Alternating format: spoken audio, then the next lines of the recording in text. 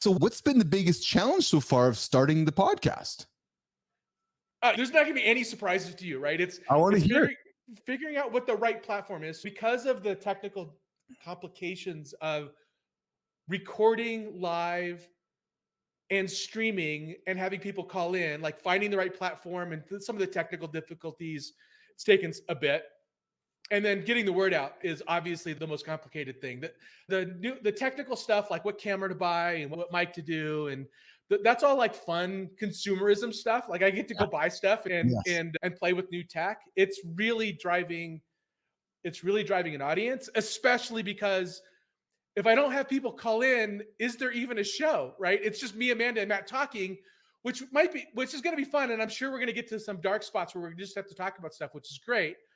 But it's driving that initial people willing to call in and show up.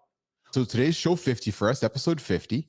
And we have been going live every single day. And right there in itself is an episode on what I've learned after 50 episodes doing a podcast.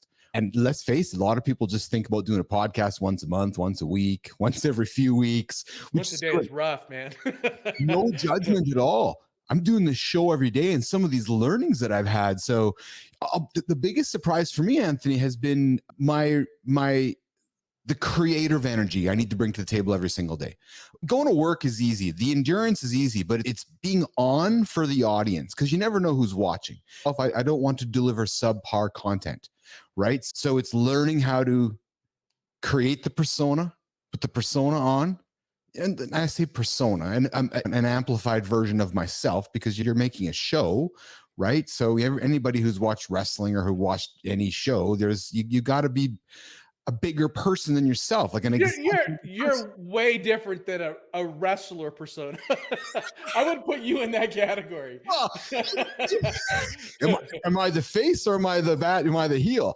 No, but you know what I mean? No, I want to bring energy to the show every single day, right? So having to bring that energy has been a requirement and a commitment, but I made a commitment to this show, to the audience, that if I'm going to ask you to show up every day, then I need to show up every single day, right? So once I got my technical stuff sorted out, I was off to the races. And then once one person said to me, the truth, and who I know is listening right now, said, hey, you wrote some stuff a while back, and then you started writing some other stuff a while back, and your tone changed. You became more guarded. Can you be the real guy from back in the original? I'm like, all right.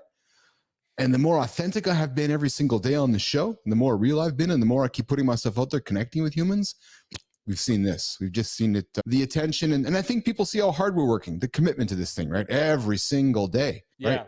But it's been fun, Anthony. I've met some incredible people over 50 shows, man. Yeah.